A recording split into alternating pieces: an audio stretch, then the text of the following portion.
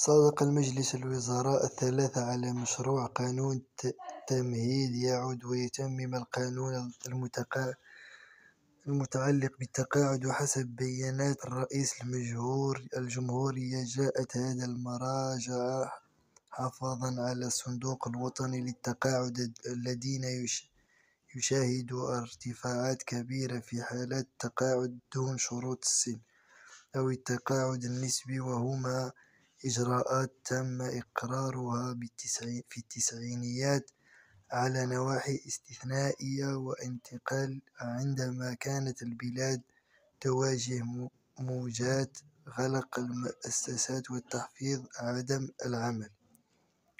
ويعزز النص الذي وافق على المجلس الوزراء مبادئ المساواة التي تضبط الإحلال على التقاعد ويحافظ المستقبل للصندوق الوطني للتقاعد ومصالحة المتقاعدين، ويؤخذ في حسبان الانشغالات المماثلة للعمل.